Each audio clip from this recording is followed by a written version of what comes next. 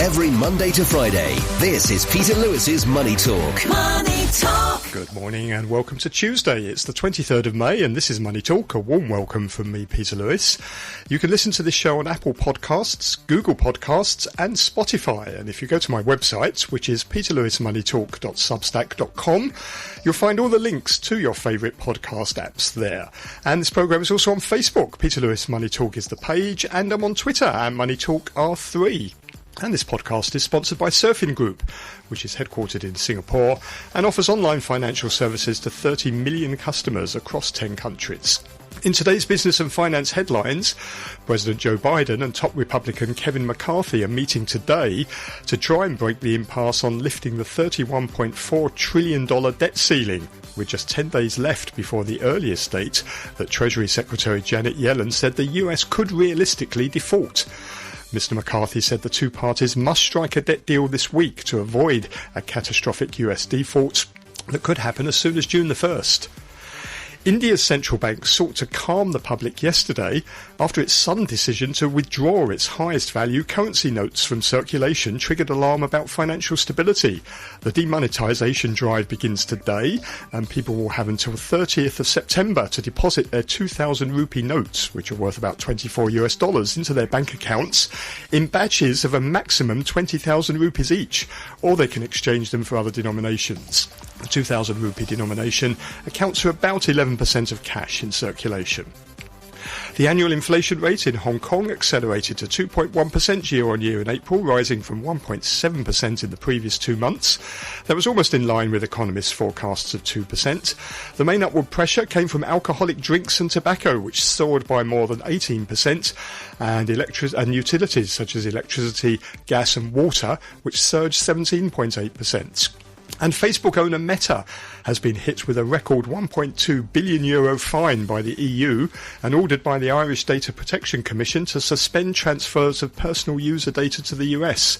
The Commission, which oversees Meta's operations in the EU, alleges that the company infringed the bloc's general data protection regulation when it continued to send the personal data of European citizens to the US. On today's Money Talk, we're joined by Asian fund management industry consultant Stewart Aldcroft, James Wong, who's Chief Executive Officer at Cathaysia Securities, and our US economics correspondent, writer and broadcaster, Barry Wood. Peter Lewis's Money Talk. US stocks closed little changed ahead of a 5:30 p.m. meeting at the White House between President Biden and House Speaker Kevin McCarthy to try and resolve the debt ceiling impasse. The S&P 500 was under 0.1% higher, finishing at 4,193. The Dow lost 140 points, or 0.4% to end at 33,287. The Nasdaq Composite gained 0.5% to settle at 12,721. That's its highest close since last August. Shares of regional bank PacWest surged almost 20% after it agreed to sell $2.6 billion of real estate loans as it refocuses on its core business. And shares of Micron Technology fell almost 3% amid news that China will restrict some sales of the memory chip maker's products after failing the country's Cyberspace Administration network review. US Treasuries, which had been bid during the Asian and European sessions, sold off during New York trading hours after Minneapolis Fed President Neil Kashkari said that even if the Fed pauses on rate hikes in June to collect more information, interest rates may need to eventually go north of 6%. St. Louis Fed President James Bullard backed that view, saying he anticipated 2 more rate rises this year. The yield on the 2-year note settled 3 basis points higher at 4.32%. That's the highest since March the 10th. The 10-year yield closed 4 basis points firmer at 3.72%. And this is the 7th straight day now of higher yields. Japanese stocks rose for the 7th consecutive day to a new 33-year high yesterday. The Nikkei 225 gained 0.9% and the Topix rose 0.7%, maintaining the highest levels since 1990. The Nikkei 225 is up over 20% year to date. Hong Kong's Hang Seng Index led gains in the region, rising 228 points or 1.2% to 19,678.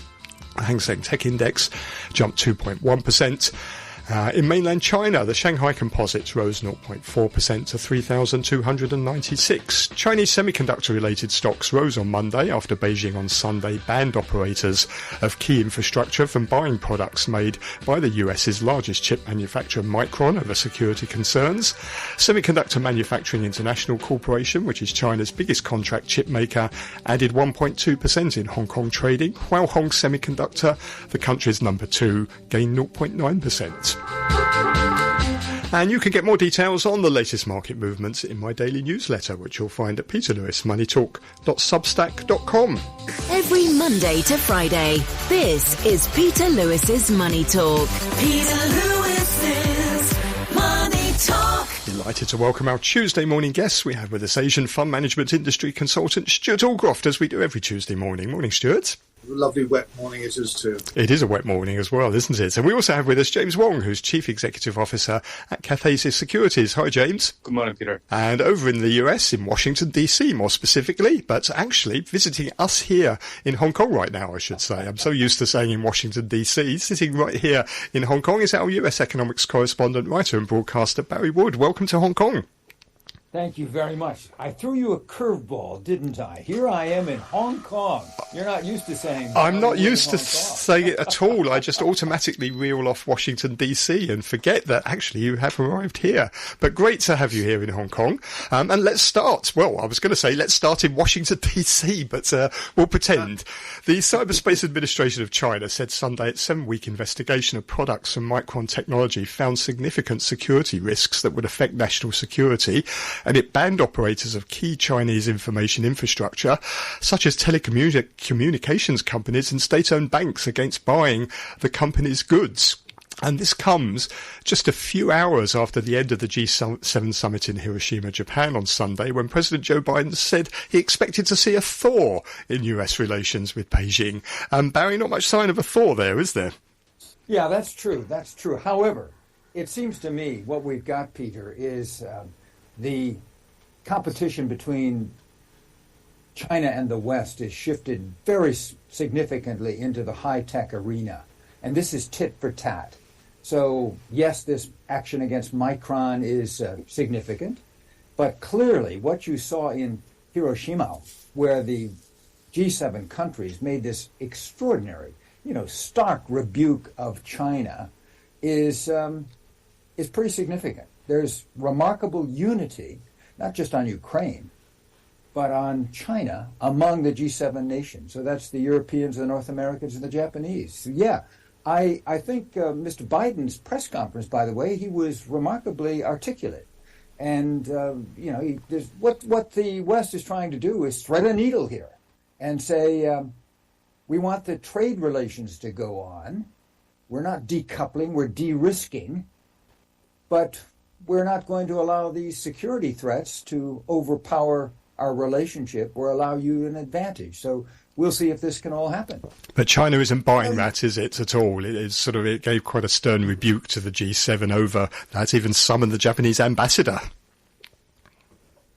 Well, I'm not surprised. I mean, you'd expect the Chinese to take a very strong reaction, but I would think, just like much of this tough communique that came out of Hiroshima is prepared weeks in advance, I would think that the Chinese were ready and they made their stance very clear, but it's no surprise. This issue of China banning microchips from Micron, I mean, the thing is that it's probably doing it before the US decides not to sell them to China anyway, because the US has been trying to sort of row back all its technology and what goes to China. So this is a key issue. According to the Financial Times, China represented about 10% of Micron's sales of microchips, so quite a significant number. But at the same time, it's probably China's acting ahead of what the US might have otherwise done. So no one should be terribly surprised about it. And there are plenty of other sources, and I'm sure Samsung, for example, will be more than happy to make up the difference if that occurs, because they've still certainly got capacity to do that. James, what do you make of this, and how damaging is it to the overall supply chain, global supply chain for semiconductors? I think we're still in a bottoming up in a phase that the semiconductor inventories are still more than what the industry really needs, and so there is an oversupply, and I don't think this is going to cause a lot of trouble in the supply chain. And I think China is trying to make a statement, and because, like Barry said, the G7 is trying to say, on one hand, we want the trade relationship to stay intact, and in another, we don't want you to have any kind of economic coercion. So that's, and China also said, so Mr. Biden said there is probably going to be a thaw, but on the other hand, the G7 countries have expelled Chinese diplomats, and so I don't think China is happy with what the G7 is the harsh communique at all. So I think this is more like a statement. Does this ban on Micron products, obviously it damages Micron, does it also damage China itself? Because they do need semiconductors, don't they? And they're struggling to get them, and unless other manufacturers like Samsung, like Taiwan Semiconductor step into the fray, isn't it going to leave them rather short of products they desperately need? Yeah, I think China... Yeah, go ahead, Stewart. I was just going to say, yes, I think it will be of some concern to China because they do need these, but then there are other sources, as you've highlighted, and it may be that there is a slowdown in manufacture of certain products, but these are. I think the ban that is occurring is not blanket ban, so everything is stopped, but only for certain industries in China. Are they not being allowed? Because China has the concerns that the US has, that some of the chips are being used in government-sensitive organizations where information could secretly be passed back from China to the US government. It's a very tit-for-tat, very sort of approach they're taking, and no one should be very surprised by it, really. Yeah, Stewart, I think that's a very important point. And by the way, I think, James, you're right about the current surplus of semiconductors. But look at this statement that came out of Hiroshima. It says, we oppose the illegitimate Chinese technology transfer and data disclosures rules. So, this is the arena. Most of us have no idea the extent to which semiconductors are everywhere. How many in an automobile, how many in certainly our phones, they're filled with them. But it's this data transfer, and of course China has a policy of many years standing that data cannot be removed from China. Don't they call it the data disclosure rule? But this is there's going to be much more competition in this arena. James, you were going to say something about whether or not this damages China as well? Yeah, I think the damage has already been done for a long time ago, and this is not gonna make things any worse, because what China needs is the manufacturing technology for some higher level tech, for example, like chips with 14 or 11 nanometer diameter or less. And right now, I think Taiwan Semiconductor is 2 generations ahead of China. And the Chinese chip manufacturers cannot get the equipment that it needed to have the higher tech level chips made. So Micron, I don't think is going to... The thing with Micron, I don't think is going to make things any worse. Mm. I mean, Barry, Joe Biden was talking about this imminent thaw. Do you think that can happen? Can this just be contained now to semiconductors? Because China, quite rightly, is quite upset about this, isn't it? It doesn't even want to talk at the moment. It says, these talks that we have are insincere. I think that's part of threading the needle. If so far so good. I mean, look, that balloon incident of some months ago, the Americans sort of dropped it. They don't talk about it anymore, and that makes China happy. And then there were some restrictions on, I think, the Chinese defense minister traveling. Those could be lifted. There are areas we forget. Both countries require the other. I mean, we're very important in terms of these trade relationship. So, yeah, I think it could happen. And the talks could be on climate. The talks could be on the environment. It could be any number of things. But I wouldn't be surprised to see an opening to China announced from Beijing or from Washington in the next few weeks or months. Stewart, are you? No, I think Barry's right.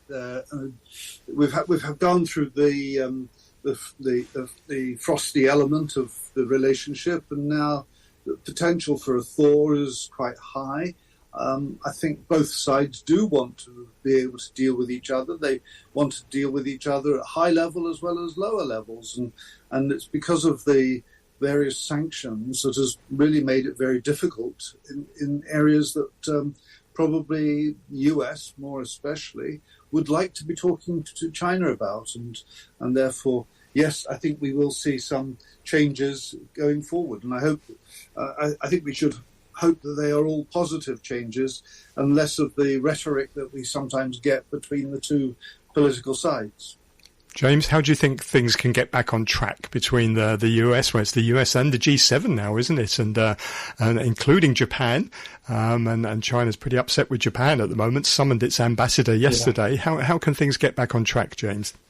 I think it's hard. Like we said and Barry said before, the communique was not friendly, and so Biden saying that there might be a thaw very soon. It's more like hitting the guy and then patting the guy in the back, so just to make him feel a little more comfortable.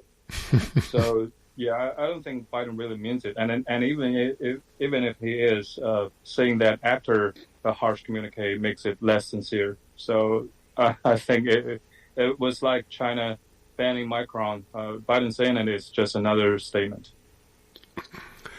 Okay, well, let's move on to another issue going on in Washington. President Joe Biden and top Republican Kevin McCarthy are meeting today with just 10 days left before the earliest date that Treasury Secretary Janet Yellen said the US could realistically default.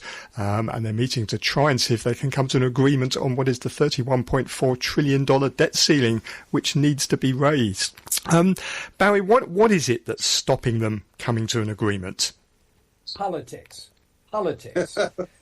That's the name of the game. The Democrats are on their back foot. They're fearful that the Republicans could control the Senate after the 24 elections. This June 1st deadline is artificial, but, it focuses the mind. And we'll see. I mean, the two sides are just trying to play for their constituencies. The Democrats want to be able to say, we didn't cut any spending on essential programs to help people. And the Republicans saying, we cut spending. So we'll see how this plays out.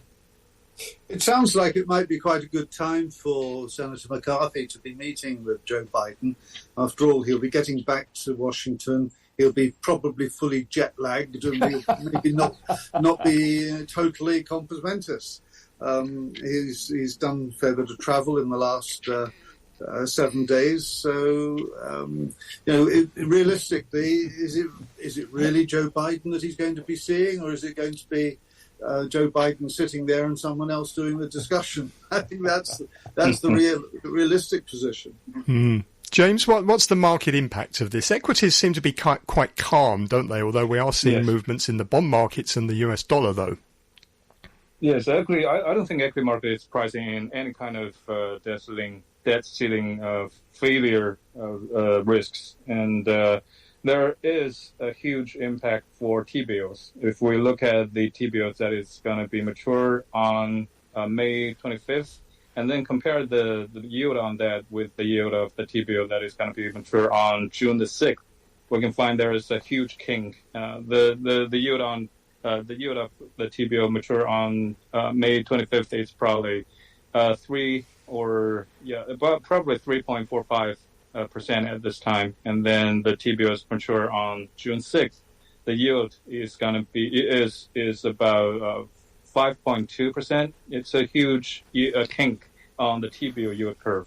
So I think that the debt market is kind of anxious for the debt ceiling approaching. And the CDS market, of course, if we look at the U.S. sovereign CDS, 1 year, the the rate is already exceeding what we had seen in 2008, 2011, and 2013. But if we look at 5-year CDS, it's still it's still pretty close to the 2008 level, but it's already surpassed the 2011 and 2013 level. So I think people are buying hedges, but they are still long on the equity market. But the way that they long is kind of different than before, because we've seen the indexes just going nowhere. But there are a few big names, the big blue chips are going upwards. And that's probably because a lot of people and hedge fund managers are placing their long bets on a handful of stocks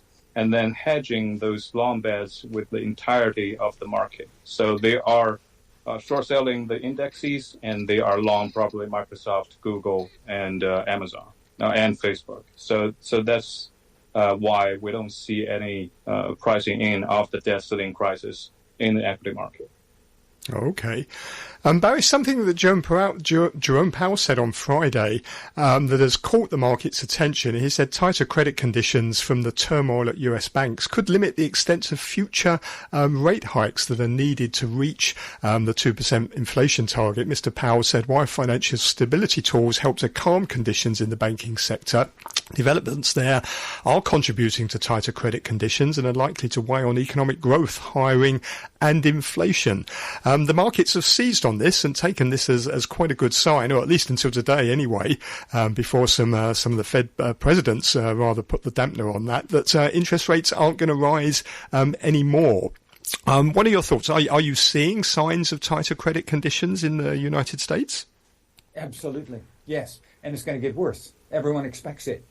But I applaud Mr. Powell. He's sounding a lot like Alan Greenspan, because his words are so ambiguous. You can study them almost word by word and string that sentence together.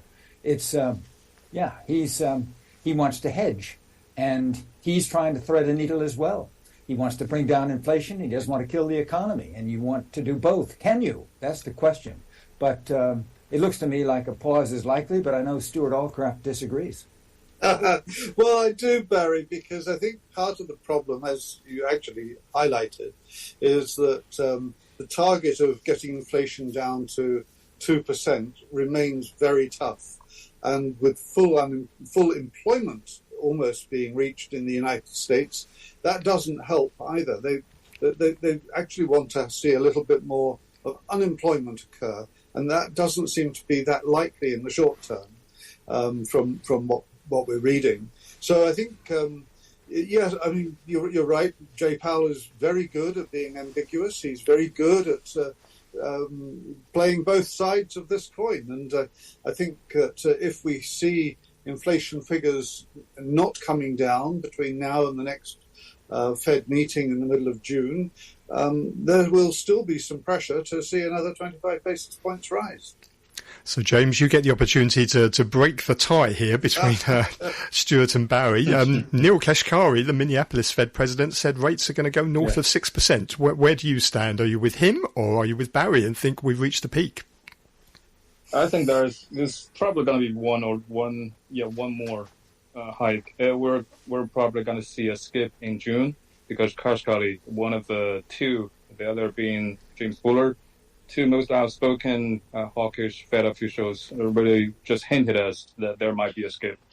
Yeah, so I think that's a more likely outcome for June. But if we look at the CPI numbers, if we look at the manufacturing PMI, if we look at the first initial employment benefits appliers, or even we look at the ADP figures, we can see a pattern emerging, which is the headline numbers are not going to be pretty, and but the price component keeps on rising or cannot be suppressed. So if we look at the manufacturing PMI, the number of new orders is decreasing, but the price of the new orders are on the rise. And if we look at the employment data, we can find, for example, the initial unemployment benefit. The number of initial unemployment benefits appliers are on the rise, but the unit price for the unit labor cost is on the rise. And so there are examples like this throughout the data that's being released for the past month in the United States.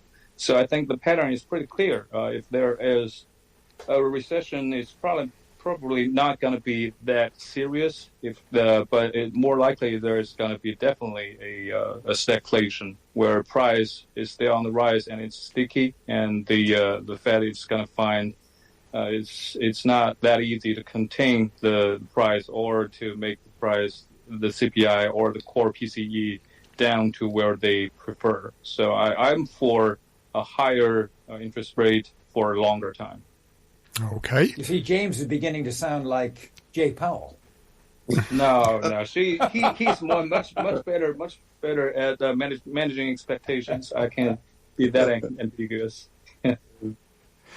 Well, let me ask you about some of the data that we've had out of this region. The People's Bank of China left its 1-year and 5-year loan prime rates unchanged yesterday for the 9th consecutive month. The 1-year loan prime rate, which is the benchmark for corporate loans, is at 3.65%. The 5-year loan prime rate, which references home mortgages, is unchanged at 4.30%. A lot of people have been talking about more stimulus from Beijing in light of the economic data that we had last week, which many people thought was disappointing. Do you think we're likely to see that? I don't think the PBOC is going to engage in any kind of loosening monetary policy anytime soon, because they are facing a dilemma of having more stimulus in monetary policy wise, and the depreciation of the yuan. And we've seen yuan breaching the lowest point of this month of this year and last week. And I don't think PBOC wants to see the yuan went back to 7.2 like last November, because PBOC, I think they are pretty aware of the fact that the value of the yuan actually depends on the economy. It's not really depends on the intervention, which at this point or at last Friday, they made it pretty clear that they were not interested in doing it. So if they push any loosening monetary policy out, the yuan, the value of the yuan, and the rate differentials between China and U.S. is going to become more extreme, and the value of yuan is going to going down probably even more. So I think they are reluctant at this point to cut rates. Stewart, let me get your thoughts on Hong Kong inflation. Accelerated to 2.1% last month, rising from 1.7% in the previous 2 months. But I suppose when you compare to the rest of the world, inflation here and on the mainland in particular, pretty well under control, isn't it? Yes, I think most parts of the world would gag to get the sort of inflation rates that we've been having in Hong Kong. We are having very modest levels of inflation. Let's be very clear about it. We've been insulated quite a lot from higher oil prices, higher energy prices, and our economy has been bouncing back a little bit because of the influx of tourism again from the mainland. So I think that might actually stimulate inflation. But the bottom line is that inflation, according to the government figures, seems to be under control. I have to say, in my personal experience, prices do seem to have gone up in many areas, especially in food, but it doesn't seem to have been reflected so clearly in these overall inflation numbers. And I think that's probably to the government's advantage here. Okay. And Barry, your turn. Let me get your thoughts then on the Taiwan export orders, because that's sort of a window, really, isn't it, on global trade overall, the state of the global economy. Taiwan exports fell for an 8th straight month on weak demand. Orders for Taiwanese exports dropped 18.1%. They were down 25.7% in March, and a continued decline for electronics in particular, falling almost 22%. Every month that we look at these, there just doesn't seem to be any pickup in demand globally. Oh boy! In one sense, Peter, that's out of my knowledge base. I think trade is rebounding. I noticed that the head of the World Trade Organization in Hiroshima was saying that she didn't see any deleterious effect on global trade in the last 6 months. But I think Taiwan is important. But let's not forget, every one of those G7 countries I know Taiwan's not there. China's their number one trading partner. I mean, really. Or at least if within Europe. I mean, it's somewhat different. But I don't see that the trade is deteriorating. I don't see it in the supermarkets or in the big box retailers in the States. I think that things have been surprisingly good, but I'll just leave it there. It's odd, isn't it? Because the US economy is doing rather well at the moment, certainly defying expectations, and yet you see other data that suggests the global economy is slowing sharply, but that's certainly not being reflected on what you see when you move around the United States. Quite right. James, I just want to get a quick thought on the markets. The thing that's been standing out the last couple of weeks, Japanese stocks at a new 33-year high now. Is this the market that we should be looking at? Oh yes, definitely. I think the removal of the yield curve control measure from Japan is probably going to be the biggest surprise this year, and I think people are already betting it or have been betting on it for 3 months, like Warren Buffett. So, yeah, I would definitely look at the Japanese market. And you think that... The only question I would have, Peter, though, is that the Japanese market is now at its high after 33 years. Is it really... is there much left to be had in the market? And I'm sure James will probably be quite positive on that. I think many people would be quite positive that there is quite a lot left to be had in the Japanese market because it is doing quite well. What do you think, James? Is there more to go? Yeah, I think the next wave of positive impacts probably come from the appreciation of yen after the YCC is removed. You seem very confident that it is going to be removed. I mean, the new governor, Mr. Ueda, has ordered a review of Bank of Japan policies, which could take a year to 18 months. But you're basically saying that the yield curve control is going to go, way before the end of that period? I think I'm hoping for before the end of the year. Oh, okay. Well, then that will be a surprise for the markets, won't it? And I would have thought that certainly gives a boost to Japanese stocks. Okay, well, thank you very much for your thoughts there this morning. You heard James Wong, who is Chief Executive Officer at Cathaysia Securities, Barry Wood, our US economics correspondent, who is in Hong Kong this morning, and our regular Tuesday morning commentator, Asian fund management industry consultant, Stewart Aldcroft. Thank you very much for listening this morning. I'll be back tomorrow with more Money Talk, with more business and finance headlines. And to discuss them, I'll be joined by capital preservation specialist for individuals, Enzio Ronfal, and Mitchell Cathaysia, who is head of emerging market strategy at TD Securities. With a view from Japan is Tokyo-based journalist and author William Pesic. And if you want some more information on some of the top stories from the region, please take a look at my daily newsletter, which is on peterlewismoneytalk.substack.com. See you tomorrow. Money Talk.